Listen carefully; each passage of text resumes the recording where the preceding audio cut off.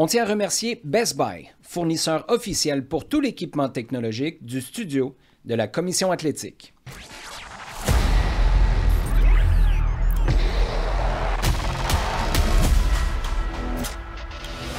fond des filets.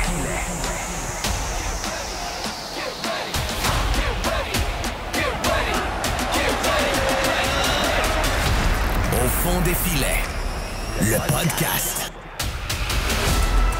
Au fond des filets, épisode 18, grand plaisir d'avoir avec moi celui qui se fait bombarder de messages depuis à peu près un mois et demi et à qui j'ai fait faux bond. Je m'en excuse la semaine dernière pour des questions hors de notre contrôle, des questions logistiques. Ali Gerba, comment ça va?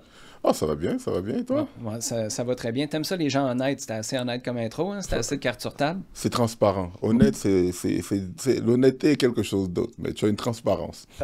Tiens, t'es un gars assez philosophe, merci. T'as toujours des analogies animales ou dans ce cas-là, de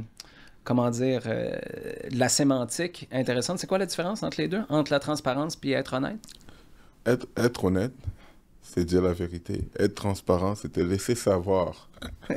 Ce qui s'est passé. Voilà. Okay. Ou ce que tu veux qu'il soit. Voilà. Qu'il soit alors, un petit peu différent. On va ratisser dans tous les sens. J'ai eu le grand plaisir de m'entretenir avec toi souvent au FC 919, mais là, on a une période de temps qui est un petit peu plus expansive. On va en profiter.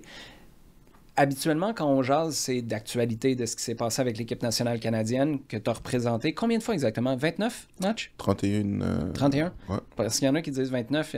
Appelle Transfer Market, Ouais. dis-leur qu'il te manque 2 matchs. Non, mais même ça fait bien dans mes stats, alors. Ben, on va y revenir tantôt, parce que c'est en regardant tes stats, justement, que j'ai vu cette différence-là entre les deux. Tu as joué pour un paquet de clubs, dans un paquet de pays différents. Toronto aussi, à quelques reprises. Ça, on va en parler, parce que je suis curieux de savoir quelle relation tu entretiens avec Toronto. Mais j'ai rarement l'occasion de parler de tes tout débuts. Tu es né au Cameroun. Oui. Vous êtes arrivé ici, tu avais quel âge? Moi, mes parents sont arrivés ici avant. Moi, je suis arrivé ici à 12 ans. T'es arrivé à 12 ans? Oui. Puis combien de temps t'as habité au Cameroun sans tes parents? 11 ans. Wow. Ouais. OK, là, parfait. J'ai bien fait de commencer avec ça. Ça fait quoi à la vie d'un enfant, 10 ans sans tes parents, et de les retrouver, mais pas chez toi, dans un nouveau chez toi, à l'âge de 12 ans? Ça a été, premièrement, ça a été beaucoup d'incompréhension, beaucoup de frustration et des choses que j'ai été obligé de dealer avec à l'intérieur de moi-même pour pouvoir surpasser certaines choses. Parce que ça m'a pris très, très longtemps, jusqu'à 24 ans que j'avais une genre de rage à l'intérieur de moi que je ne comprenais pas. Et qu'au fur et à mesure, quand j'ai eu ma fille, que j'ai compris beaucoup de choses. Ça a été quoi le déclic? Les sacrifices qu'ils ont été obligés de faire pour me donner une opportunité. Parce que c'était pour toi, au fond. C'était pas...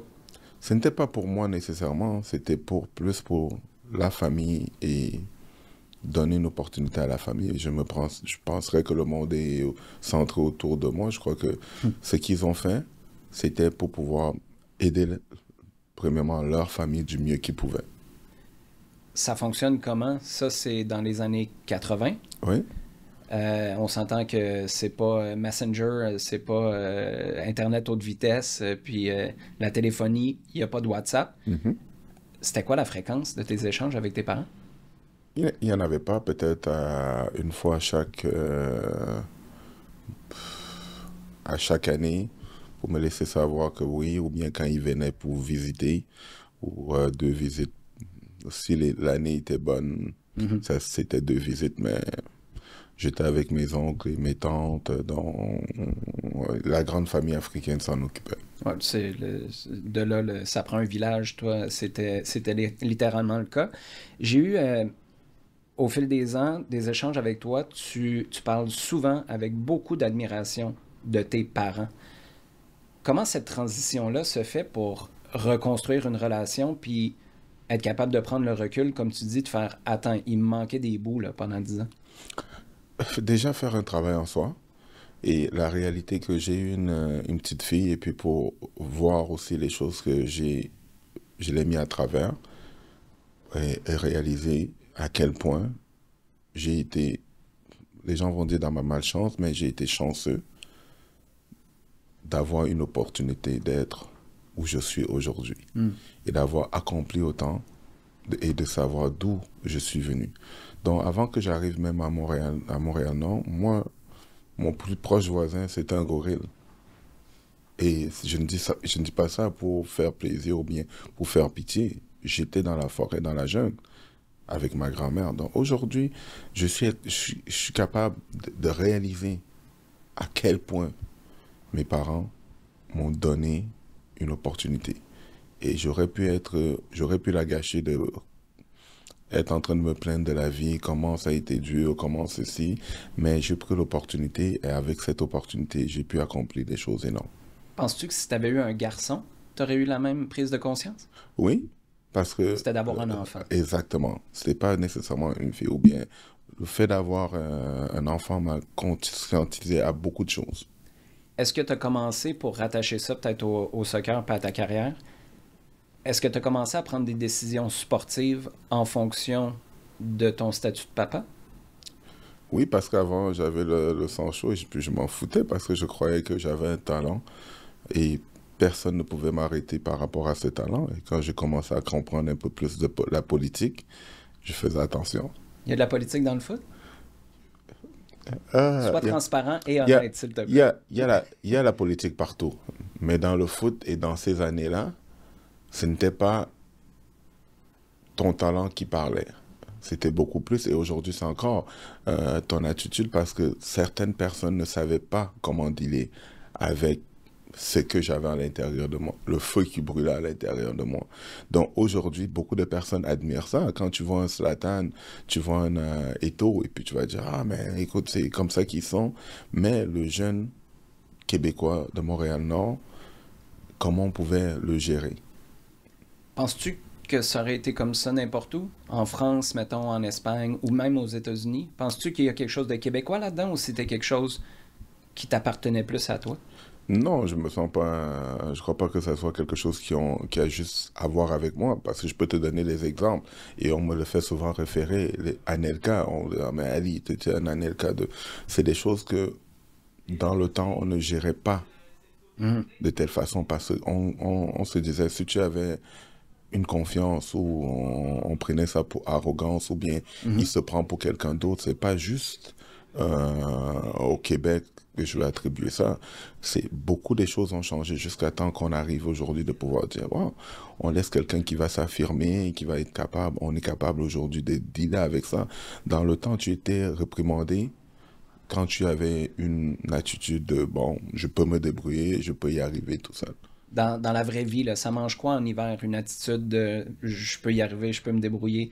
C'est que tu respectes pas le couvre-feu, c'est que tu portes des boucles d'oreilles quand vous avez pas le droit. Exactement. En plus de ça, j'avais des dreads. Donc, en plus de ça, j'ai un gabarit qui est assez imposant que les gens ne savaient pas. Ils pensaient que bon, Ali, il va peut-être péter une coche, il va s'énerver, il peut faire quelque chose, mais il vient de Montréal. Non, on ne sait jamais comment il va pouvoir réagir à travers une situation.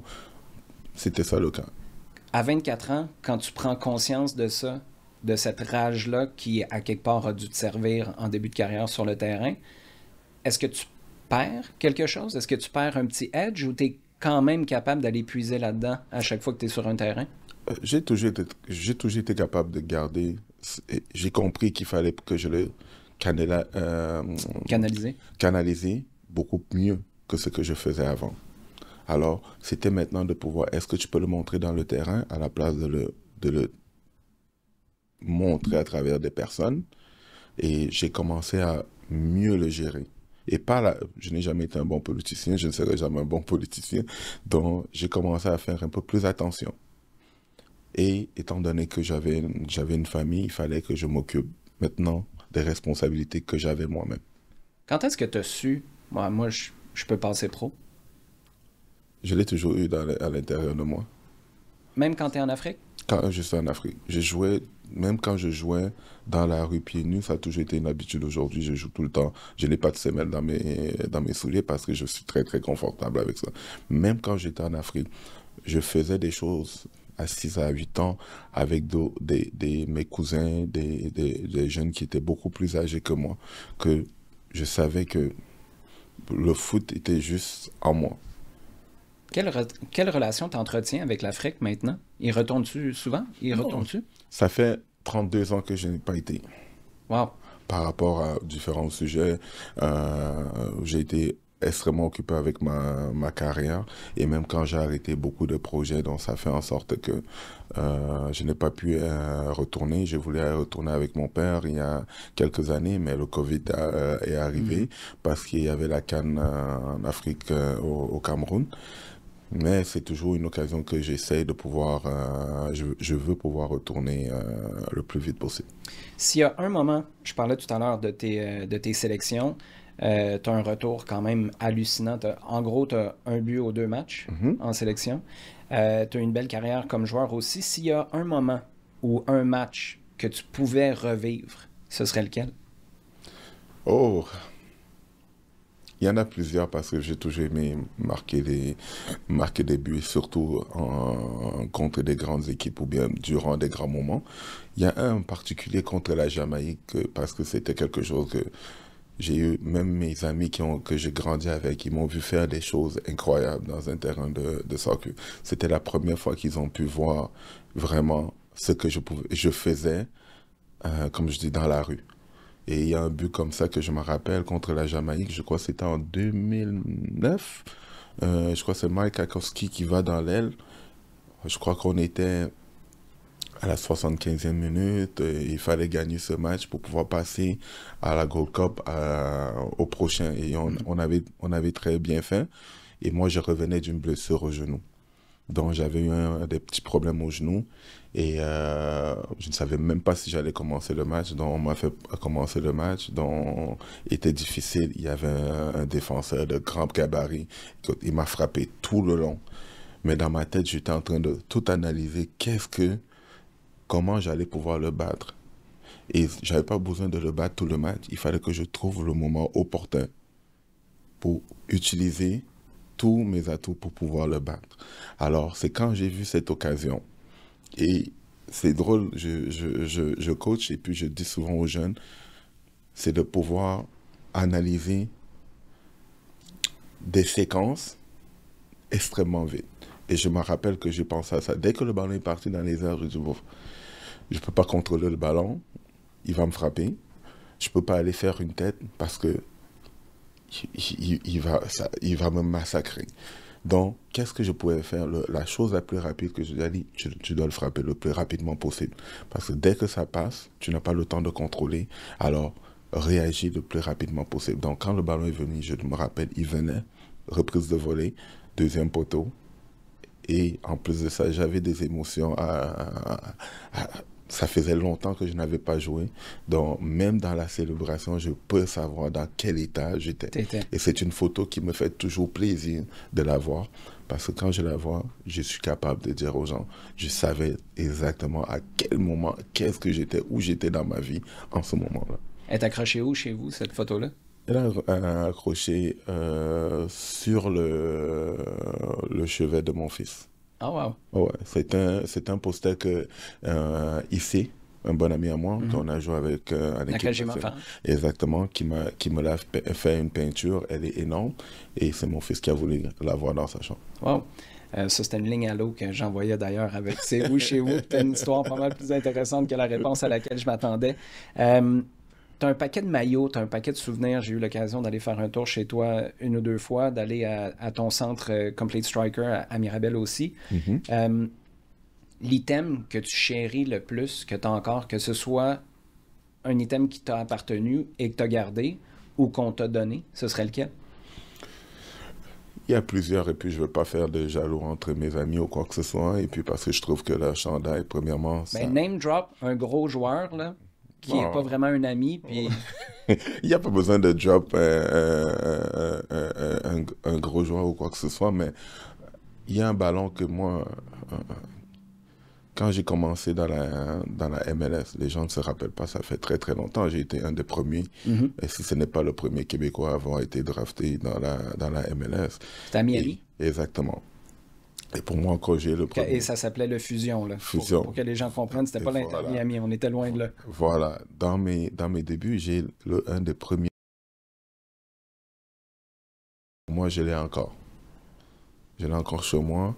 Et ça me fait toujours plaisir de savoir que je ne suis pas quelqu'un qui est là, on doit me reconnaître, ou bien les gens se doivent de me dire quoi que ce soit. Mais les choses que j'ai accomplies dans ma vie, c'est aujourd'hui que je peux m'asseoir et puis me dire, Ali, tu as fait des choses incroyables. Et peu importe, les gens ne te le soulignent pas, mais sois fier de toi, ce que tu as accompli. Si je me souviens bien, ce passage-là à Miami, c'était après une première saison avec l'Impact de Montréal? Exactement, que j'avais fini avec, je crois, 6 buts en 12 matchs. Tu es un gars qui a toujours eu confiance en toi, mais à ce moment-là, tu arrives, je présume, dans la cour des grands. C'est pas la MLS qu'on connaît aujourd'hui, c'était pas l'Europe non plus, mais c'était quand même une bonne marche. Comment tu es accueilli et comment tu vis cette période-là où tu essaies de te faire une place à Miami? Déjà, c'était par rapport à Montréal, quand je suis parti de Montréal, ça a été un petit peu compliqué. Mais quand j'arrive... Quelle fois, ça? ça a toujours été quelque part compliqué parce que même quand je suis venu à Montréal, j'avais quoi, 17, 18, ça a été très très dur parce que mon agent à l'époque, déjà j'étais curieux à savoir c'était quoi les conversations. Et il m'expliquait certaines choses, comment on me voyait ou bien qu'est-ce qu'il pensait. C'était pas des choses qui étaient très très plaisantes, mais je m'en foutais parce que je voulais avoir une occasion de pouvoir montrer qu'est-ce que je voulais faire. Et comprendre. Tu as toujours été, parce que tu es un homme d'affaires maintenant, tu es un des gars les plus intéressants lorsque vient le temps de parler de contrat, de négociation, de valeur. Ça t'a intéressé dès le début de ta carrière? Ça m'a toujours intéressé. Pourquoi? Parce que il y a un monsieur qui m'a dit une fois, c'est un coach brésilien, il m'avait dit très très jeune, et puis ça m'est resté par cœur, il faut toujours savoir qui te veut. Qui te veut? Ouais. Est-ce que c'est le coach? Ah, dans un club. Voilà, dans une structure. Est-ce que c'est le coach? Est-ce que c'est le directeur général ou c'est l'organisation qui te veut? Ça change très très vite ta position en tant que tel. Parce que si c'est le coach puis le coach part, ça se pourrait que tu partes aussi. Voilà. Donc, même aujourd'hui, je dis aux jeunes, soyez très, très conscients de ça. Et surtout, soyez gentils avec les gens des équipements. Parce qu'eux, ils savent déjà quand je suis pas là. Tu n'avais jamais pensé à ça? Ça, c'est la sagesse. Ben, en fait, tout ce que tu viens de me faire, c'est me rappeler le triste départ d'Aldo Ricciuti à l'Impact, qui était adoré de tout le monde, mais qui a été remercié un 23 décembre pour une raison qui reste toujours très nébuleuse. Peut-être qu'on aura l'occasion de lui parler un jour. Je ne sais pas s'il voudrait jaser de ça, mais bon, on essaiera. Sinon, on parlera d'immobilier parce que c'est un gars qui est très actif dans le milieu. Et il est bon. C'est lui qui s'occupait de trouver des logements, des condos, des maisons à peu près tous les joueurs. Exactement. Ouais. C'est comme quoi le multitasking, c'est dans toutes les entreprises. Ça a toujours été une punition de toute façon au sein du club. Donc, plus tu es proche des joueurs, plus ça te coûte. Voilà, on n'a pas besoin d'inviter Aldo. Ça a été résumé. Donc, Miami, ça se conclut comment? Comment tu vis ça? Moi, ça a été une expérience en soi parce que pour moi, jeune garçon de Montréal-Nord avec les yeux brillants, tombé maintenant sur des gens que tu adorais. Valderrama était parti. Hein? Il venait juste de partir parce j'ai eu quelques rencontres avec lui. Oh? Oh ouais, il est venu quelques fois pratiquer avant qu'il s'en va. C'est incroyable. Et pour moi, de tomber sur un terrain avec Valderrama, déjà, tu voyais juste ça. Je pouvais juste le voir à la télé de toute façon. Après ça, j'ai eu comme coach, si les gens ne le savent pas, Ray Hudson. Ah ouais. Ah, c'était toute une... Ray Hudson qui est commentateur à la télé maintenant, puis coloré. Est-ce qu'il était aussi coloré Il a toujours été aussi coloré parce que c'est quelqu'un qui est drôle. Écoute, et il était mon coach. À Miami? Exactement. Ah ouais. Ouais, donc c'était lui qui était le coach et j'ai eu l'opportunité d'avoir des très très grands joueurs, de voir des très très grands joueurs et je savais que en tant que jeune et recrue, c'était des années d'expérience. Donc je ne suis pas venu là me dire que oui, j'allais, mais je savais que j'étais compétitif et je devais être compétitif par rapport à ça. T'es pas resté au final? Comment ça? Non, je suis resté 1 an et demi. Ah oui. Oh, ouais, je suis resté 1 an et demi. J'ai habité à Fort Lauderdale pendant... Écoute, j'avais une maison direct sur la plage. Je traversais, j'étais là. Donc, je n'avais pas beaucoup de problèmes dans la vie pendant ce temps-là. Là, tu t'es J'étais dit, mais innocent. il me semble que j'irai jouer à Toronto. Voilà, j'étais innocent. Et puis, moi, la vie, c'était profite juste du moment pour l'instant. Et puis, peut-être j'en ai trop fait. Est-ce que ça a été, à quelque part, le teaser dont tu avais besoin pour après ça dire, moi je veux, parce qu'au bout d'1 an et demi, je sais pas, est-ce que tu vis un deuil de ne pas avoir réussi à percer en MLS à ce moment-là? Non, parce que quand j'ai été à Montréal, c'est là que dans ma tête, ça a fait un lien que tu mérites et that's where you belong. En MLS. Ouais. J'étais à Montréal quand j'ai fait cette réalisation, parce qu'après ma saison à Montréal, j'ai vraiment compris que de la facilité que j'avais et surtout de jouer avec des gens de haut calibre. En début de... Parce que autour de toi, meilleur on était, meilleur toi tu devenais? Exactement. Est-ce qu'il y a quelque chose que tu referais différemment? Tu sais, tu parles... Moi, je me souviens, j'étais à Québec à l'époque. Tu jouais pour qui? Tu jouais pour Jean Talon ou pour Bourassa? J'ai joué pour Bourassa. Et après ça, je suis parti à Jean Talon. OK, ben moi, je t'ai croisé dans un tournoi quelconque, je me souviens pas, c'était à Montréal, quand tu étais avec Jean Talon. Puis il y avait un mythe là, au Québec autour du nom Ali Gerba. Je me souviens, il y a quelqu'un qui m'a donné un coup de coude. Hey, c'est lui, il est là. Tu avais déjà cette aura-là dans le monde amateur. Tu amènes cette aura-là avec toi dans le monde professionnel. Je le disais tantôt, je pense que ça t'a servi de carburant. Tu as été capable d'utiliser ça pour te propulser. En même temps, ça a pu te mettre des embûches parce qu'on ne savait pas trop ce que tu avais comme personnalité et comment tu allais réagir. Est-ce qu'il y a une chose ou des choses que tu changerais, que tu ferais différemment maintenant avec le recul? Non. Non? Non, parce qu'aujourd'hui, je peux m'asseoir et sérieusement, c'est peut-être bizarre de le dire, je suis très très fier de qui je suis devenu et de qui j'ai été. Parce que je peux donner des exemples. J'ai un très bon ami à moi, je suis sûr que tu le connais, c'est Josué Maya. Mm-hmm. Et une journée, il est J'ai venu... joué avec son frère Danny à l'attaque Voilà. de Trois-Rivières. Et il y a récemment, il m'a appelé, c'est un très bon ami à moi, il m'a appelé, il est venu à Montréal, il est venu me voir. Il m'a dit quelque chose qui a été frappant pour moi. Il m'a dit, Ali, je regrette tellement de ne jamais été comme toi. Parce qu'il a vu... Mais lui est allé à Miami partout. Aussi en MLS, non? Partout, si tu regardes bien, ça a été un ami proche, que c'était quelqu'un qui me poussait à me dépasser à l'entraînement. C'est lui qui m'a fait conscience de pouvoir être un bon professionnel, parce que il me poussait énormément, même à l'entraînement. J'ai été à Bolitieri avec lui, à AMG, et c'est celui qui m'a toujours poussé pour pouvoir... Et c'est aussi quelqu'un que j'ai rendu l'ascenseur. Je l'ai amené presque dans toutes les équipes que j'ai été. Pour moi, parce que peu importe c'était quoi, il fallait que je le redonne la même énergie qu'il m'a donnée. Dans tous les clubs que j'ai été avec, la plupart de mes amis, j'ai amené tout le monde. Et que c'était à la même position, ça ne me dérangeait pas parce que j'avais une confiance en moi. Ça ne me dérange pas, mais j'étais capable de dire, mon ami est aussi bon. Mais après, ça va être question de goût. Donc, comment je pouvais lui donner un avantage aussi à ma situation. Et aujourd'hui, je demande aux jeunes de faire ça. Il y a certains jeunes que je dis, si tu ne veux pas handicaper tes amis, donne-les l'opportunité de pouvoir être. Sinon, c'est toi qui vas financer pour tout. Comment tu te ramasses en Europe? Ramasser en Europe, drôle de situation. Parce que... les gars de ta génération, ça commence toujours par drôle de situation. Voilà. J'ai demandé à Patrice Bernier. Pourquoi j'ai été en Europe? Parce que c'est... je vais le dire, et j'ai une appréciation à vie de cet être humain qui s'appelle Frankie Allop. Je m'en vais à la Gold Cup. Ça va super bien, même ma saison à Montréal allait bien, et puis tout. Frankie Allop appelle un de ses amis et dit, j'ai un attaquant pour toi. Il ne m'avait jamais vu. Il s'appelait Yann, à Sunval. Il m'a acheté, il m'a signé, sans jamais me voir jouer. Wow. Et sur la parole de Frankie Allop. Et c'est Frankie Allop, et en plus de ça, qui m'a donné une opportunité de revenir en équipe nationale. Mais Yarlop, à ce moment-là, c'est parce que tu as une relation super proche avec lui? C'est juste parce qu'il veut aider un ami? Et même pas, parce que je ne sais pas jusqu'à présent, parce que quand on a...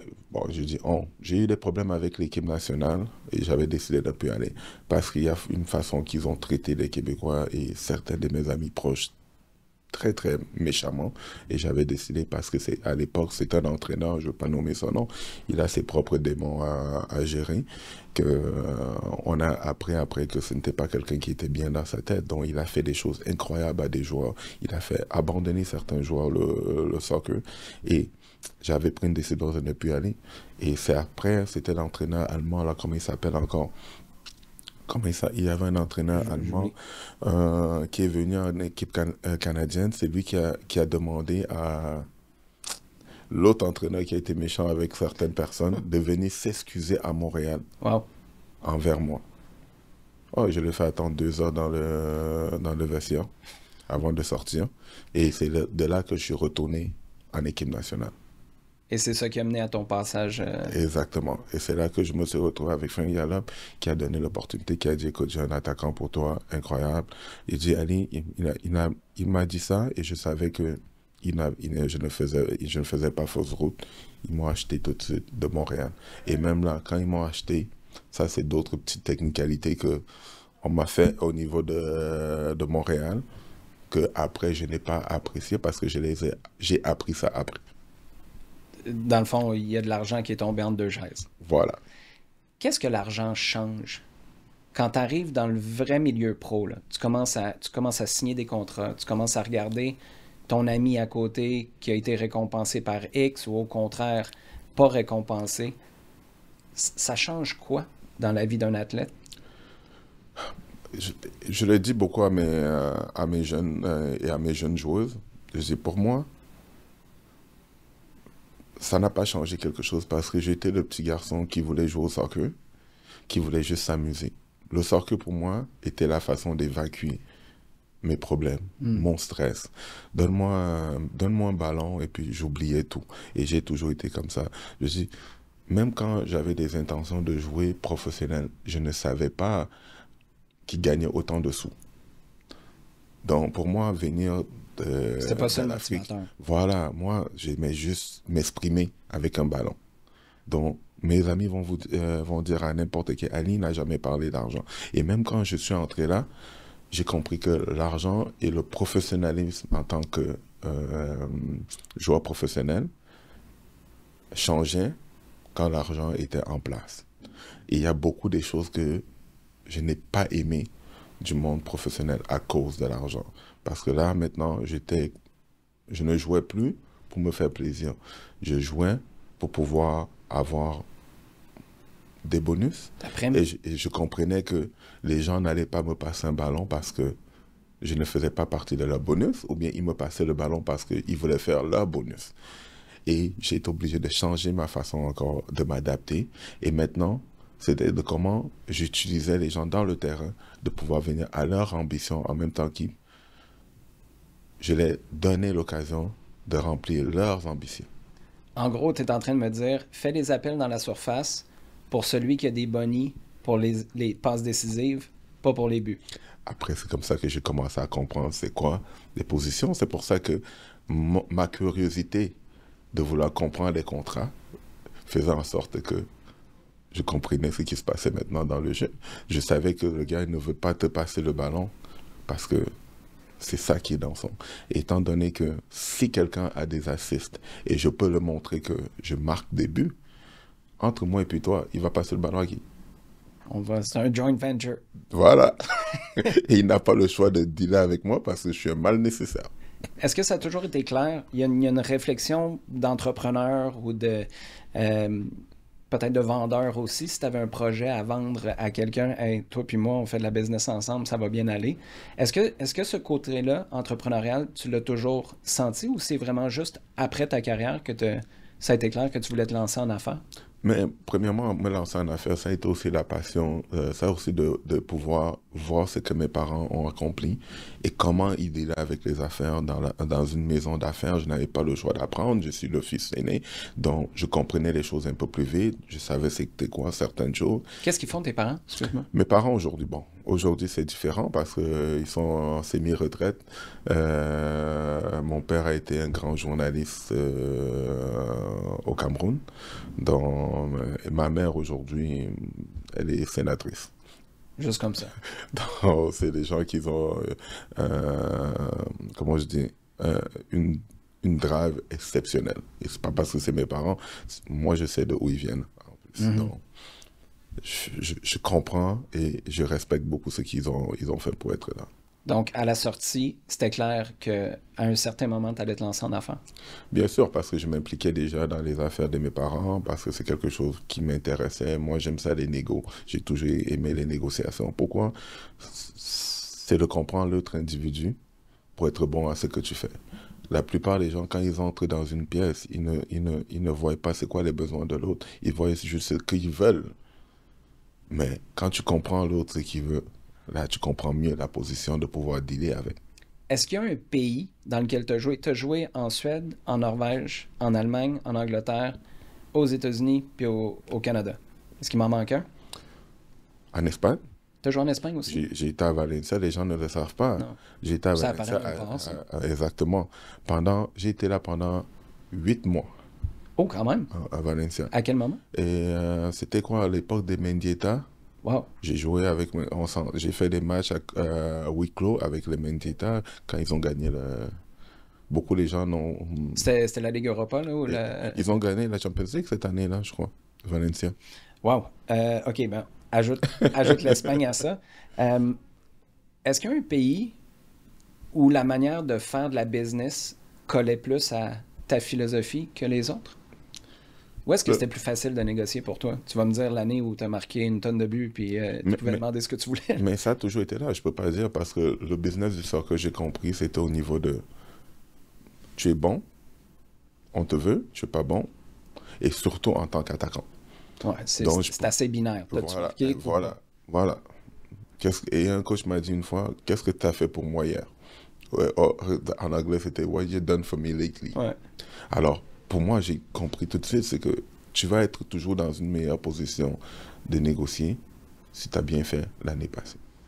Et mes joueurs, aujourd'hui, je représente des athlètes, je l'ai dit, tu es ton meilleur agent. Personne ne pourra te dire autrement. Même si je suis le meilleur agent au monde, tu ne performes pas, je ne pourrais même pas te vendre. Il y a quand même des postes où, quand tu es bon, ça pèse plus qu'ailleurs. L'attaquant, c'est un bon exemple. Voilà, et c'est toujours la denrée la plus recherchée. Tu as besoin de quelqu'un qui marque des buts. Même un défenseur, un gardien qui marque les buts, il va plus commencer le match qu'un attaquant qui ne marque pas de buts. J'ai une pensée pour José Luis Chilavert. Voilà. En ce moment. Qu'est-ce qui s'est passé lors du passage de je me souviens pas, c'était la NASL ou USL, en tout cas, de l'Impact 2011 à 2012. Tu étais sous contrat. Il y a eu un gros flou artistique. Au départ, il y avait un paquet de joueurs qui allaient faire le saut. Après, Jesse Marsh est arrivé, on lui a donné les clés de la maison. Il a décidé qu'il ne voyait pas les choses de la même manière. Il y en a très peu qui ont fait le saut. Toi, tu étais sous contrat, parlant de négocier les choses comme du monde. Tu étais déjà sous contrat pour 2012, peu importe ce qui se passait. Et avec le recul, peu importe ce que le coach en pensait. Comment tu l'as vécu, ça? Puis qu'est-ce qu'on t'a dit? C'est un deuil que j'ai fait, ça fait longtemps, et puis j'ai parlé aux personnes impliquées aujourd'hui. Je suis capable d'être réfléchi aujourd'hui. Je dis, le Ali qui était joueur n'est pas aujourd'hui le Ali du businessman. Parce que quand j'étais joueur, j'avais une autre attitude par rapport à aujourd'hui. Parce que si je n'avais pas cette attitude, je n'aurais pas pu toffer.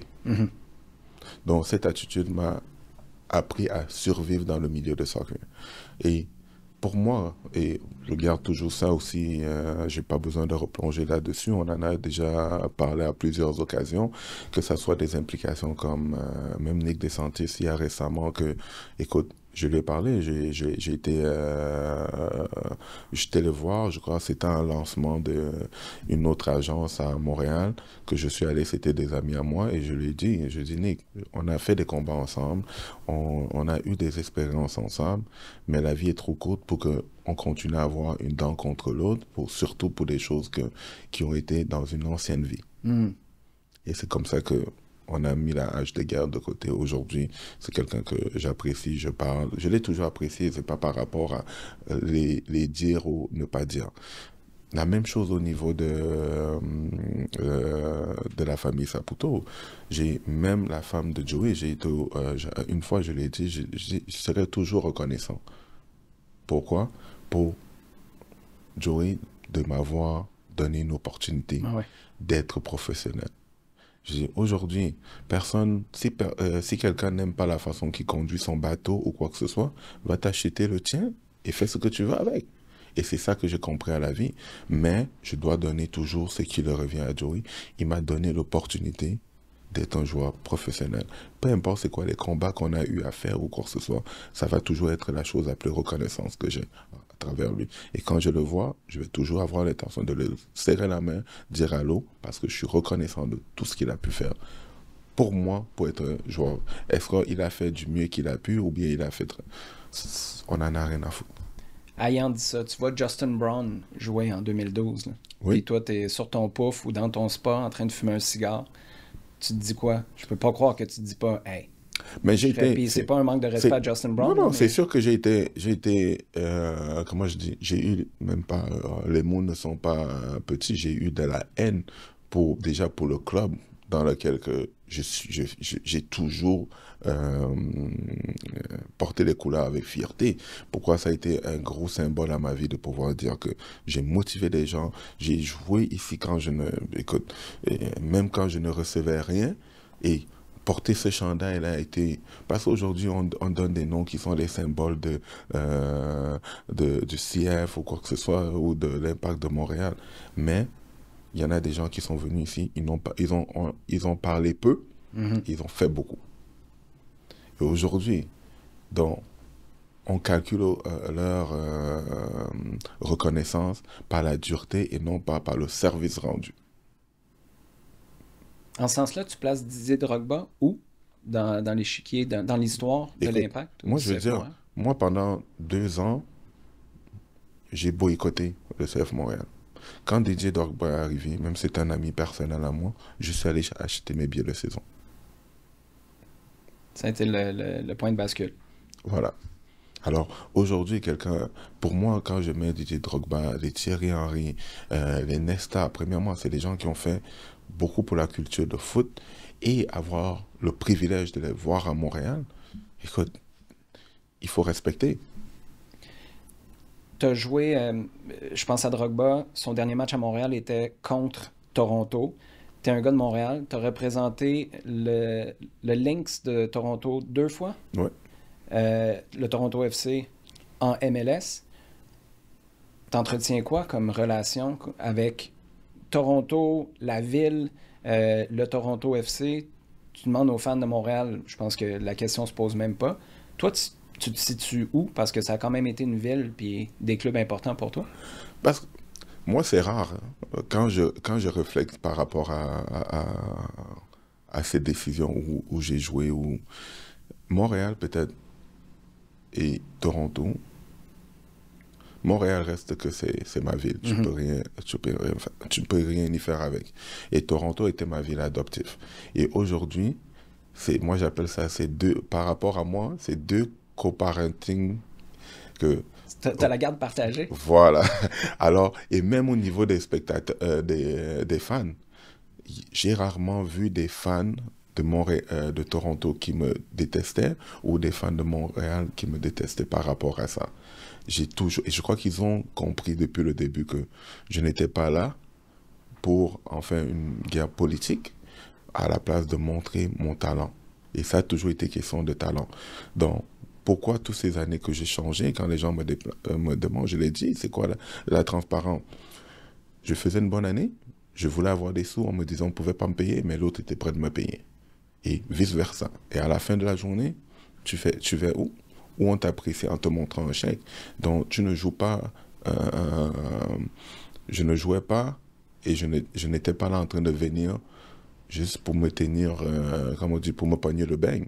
Je venais pour donner mon 100% à chaque fois que je suis venu. À chaque fois que j'ai joué à Montréal, Toronto, je les ai punis. Et à chaque fois que j'ai joué pour Toronto, Montréal, je les ai punis. Tu parles de négo encore. Il y a faire de l'argent, puis ensuite il y a le garder, l'investir. Il y a à l'infini des histoires d'horreur d'athlètes professionnels qui font une tonne d'argent et qui ne savent pas comment gérer ça. Quelques années après leur retraite, tout s'est évaporé. Tu mentors beaucoup de jeunes joueurs et joueuses qui commencent à faire de l'argent, qui ont peut-être l'ambition d'en faire beaucoup. Le conseil le plus important que tu leur donnes, c'est quoi? Entoure-toi avec des gens transparents et honnêtes. Pourquoi? Tu veux avoir quelqu'un qui va te dire « Arrête de faire des conneries avec ton argent ». Ou bien... Ça prend des gens qui ont le courage de te le dire quand même. Voilà. Et n'accepte pas des yes men. N'accepte pas des gens que tu dois tirer tout le temps. Ou bien des profiteurs. Parce qu'à la fin de la journée, ils vont juste te dire ce que tu veux entendre. Et beaucoup de ces jeunes joueurs-là aujourd'hui, je ne vais pas nommer leur nom ou quoi que ce soit, et je les ai dit, les mêmes conseils que j'ai eu à pratiquer. Aide tes amis, mets-les dans les meilleures conditions. Ça ne veut pas dire que tu les payes des choses. Ils sont des joueurs de foot, donne-les la même opportunité que toi. Ça coûte rien, ça. Voilà. Sinon, tu vas devoir t'en charger. C'est toi qui vas s'occuper du payroll. Voilà. Et même en tant qu'agent ou représentant de joueur, je l'ai dit la même chose. Je ne suis pas le meilleur agent au monde. Et c'est clair. Mais je suis la personne qui va te dire la vraie vérité, par exemple. Et ça, tu ne vas pas aimer. Et quelques années plus tard, tu vas venir me dire, Ali, tu sais quoi? J'aurais dû t'écouter. Pourquoi? Parce que j'ai fait les mêmes conneries. Mais j'étais un peu plus chanceux. Je ne suis pas tombé dans le ravin. Alors aujourd'hui, entoure-toi et prends les gens. Aujourd'hui, même si les jeunes ne veulent pas, je t'amène à une porte, je te dis cogne et prends ton aide. Pourquoi? J'ai un certain jeune qui fait aujourd'hui, il a signé en Europe, là, il fait beaucoup d'argent, je l'ai dit. Regarde, je vais te présenter à quelqu'un du monde. Moi, je cogne à la porte, c'est toi qui fais ta job. Pourquoi? Ils vont pouvoir te conseiller par rapport à aujourd'hui, tu as beaucoup d'argent, tout le monde va être ton ami. La seule différence avec moi, je n'ai jamais montré aux gens que j'avais des sous. J'ai toujours laissé ce talent de pouvoir jouer l'imbécile. Ça m'a toujours servi. Ça te sert encore un peu aujourd'hui? Parce que même quand je peux te dire la vérité en souriant, tu vas penser qu'Ali fait des blagues. Ali niaise comme d'habitude. Alors, il est inoffensif. Mais en même temps, tu as dû faire une ou deux folies dans ta carrière. J'en fais toujours. La plus grosse folie que tu peux nous partager, c'est quoi? Mets ça sur le dos de jeune Ali, si tu veux. Il n'y a pas de problème. Oh mon Dieu. C'est une voiture, une montre, une soirée où tu as vidé tout ce qu'il y avait en Champagne? Même j'ai fait des soirées avec mes amis, mais j'ai toujours eu cette sensibilité, premièrement, à aider les autres. Mm-hmm. Et les premiers aides, c'est quoi? C'est ma famille. Donc, ma famille passait avant tout. Donc, j'ai fait des conneries aujourd'hui. Que ce soit des montres, des voitures, j'en ai ce que tu veux en parler. Mais ça fait depuis, on va dire, 14-15 ans que j'ai pris ma retraite. Je suis capable de me permettre encore certaines choses. Ça veut dire que l'argent a été bien géré pendant. Voilà. Et même si j'ai fait les gens peuvent penser que c'était des conneries. Deux fois, c'était juste pour pouvoir me mettre une tape sur le dos, d'aller travailler plus fort. Mais je savais déjà que j'avais déjà mis assez sur le côté que je pouvais me faire plaisir. Donc même les folies que j'ai pu faire, c'était des folies contrôlées. Donc j'en ai fait des conneries. Et on va pas dire ça parce que mes parents ne vont pas être fiers. J'étais très, très, très contrôlé, donc j'ai fait beaucoup, beaucoup de conneries. C'est ce qu'on voilà. T'es un gros fan de cigares. Oui. Je m'y connais absolument pas. J'ai aucune idée si les gens qui nous écoutent connaissent ou non. Pour regarder une finale de Coupe du Monde, on fume un quoi? Un BIK. Un quoi? Un BIK. C'est un... Je t'ai dit que j'y connaissais rien. Un cigare cubain pour moi, c'est un de mes préférés. Et quand mes amis viennent à la maison, quand il y a un bon événement, je sors ça des béquets. Et tu sais quoi, on en prendra un une fois. J'en ai un ou deux à la maison. Si un jour tu décides de faire la route, tu sais que j'habite un petit peu loin pour toi, je comprends. Non, c'est correct. Écoute, si toi, tu es venu faire un tour ici sur le plateau, je te Voilà. confirme que je peux faire l'inverse. Alors, peu importe c'est quoi, on voit. Écoute, tu sais qu'est-ce qui m'a fait plaisir tout à l'heure en venant ici?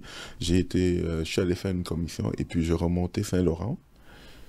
Je vois des logos d'équipes canadiennes. Mhm. Tu sais comment ça fait plaisir de voir ça, de pouvoir dire, OK, maintenant, tu peux entrer dans un bar à Montréal, Saint-Laurent, et tu vois des symboles de foot. Ah, Ça fait longtemps que je suis pas venu à Montréal. Écoute, c'est correct, tu es plus qu'occupé dans la couronne nord. Avec ton statut, tu es représentant de joueur, est-ce que tu pourrais être impliqué avec les Roses de Montréal?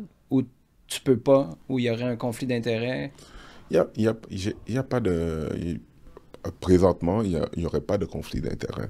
Et même ça, j'ai toujours montré mon admiration surtout envers les joueuses féminines, parce que je crois que T'en représentes, d'ailleurs. Voilà, j'en représente énormément.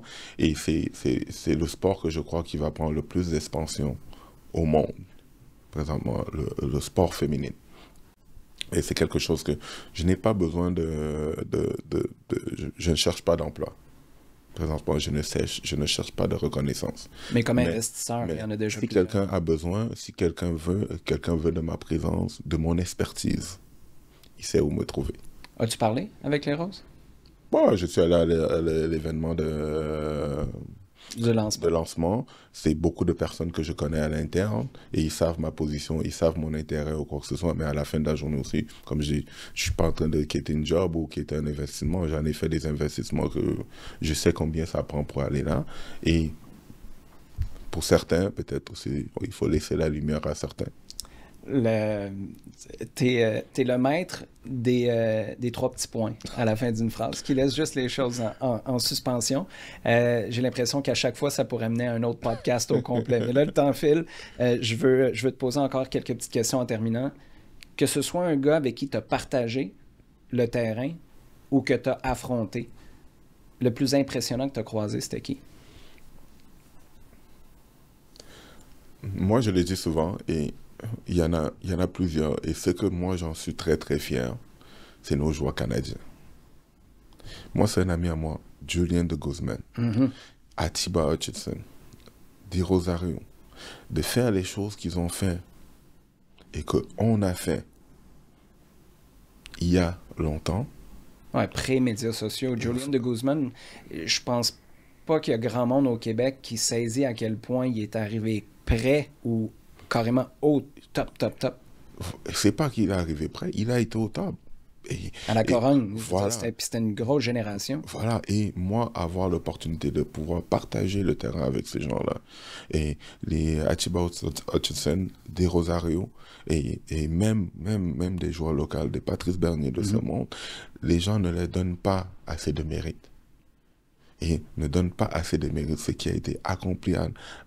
Parce qu'aujourd'hui, même, on rigolait avec les statistiques des choses que on a accomplies comparativement aujourd'hui de la facilité de pouvoir le faire. C'est incroyable. Tu parles de tes stats en équipe nationale. Quand on regarde, je pense que tu as marqué seulement 3 buts pour le Canada au Canada. Ça, c'était principalement dû au fait que presque tous vos matchs étaient joués à l'extérieur. Patrice Bernier nous a déjà dit, tu sais, c'était pas loin du camp de vacances dans le temps, là, par rapport à ce qui a été mis en place par John Herdman, qui, avec le recul, avait probablement quelques défauts qui étaient bien dissimulés pendant cette période-là. Mais il a quand même installé une structure où il y avait beaucoup plus de rigueur, de professionnalisme. Qu'est-ce qui faisait que c'était un camp de vacances dans ce temps-là? Ça ressemblait à quoi? Tout le monde se retrouvait? Ce n'est pas que c'était un camp de vacances. Je vais l'expliquer selon mon opinion à moi. L'équipe du Canada était très difficile. Pourquoi? On allait jouer, les joueurs qui sont venus les premiers joueurs sont venus là avec une certaine fierté de représenter leur pays.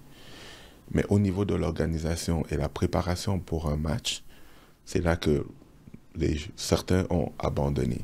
Mais en tant que joueur et avoir un orgueil de joueur pour entrer dans le terrain et se comparer aux meilleurs, moi, je suis jamais entré dans un terrain de soccer. Et ne pas vouloir performer, premièrement, pour mon pays et pour ma fierté de pouvoir dire je me compare aux meilleurs. Et c'est pour ça qu'à travers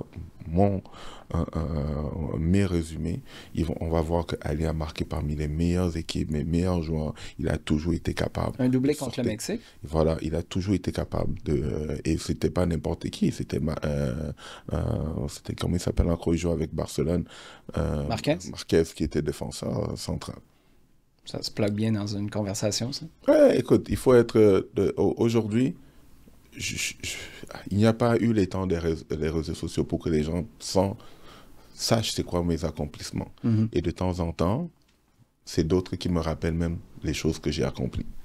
C'est la raison pour laquelle je voulais t'avoir au fond des filets depuis 1 mois et demi. C'est la raison pour laquelle j'ai ravalé mon orgueil après t'avoir fait faux bond la semaine dernière, puis je t'ai relancé cette semaine, ou il y a 2 semaines plus tôt. En terminant, tu fais beaucoup de travail avec des joueurs et joueuses à ton complexe, Complete Striker. Est-ce que les gens peuvent encore travailler avec toi ou t'es complet? Non, on te rejoint comment? Déjà, le Complete Striker, premièrement, c'est une entité en soi-même. Pourquoi?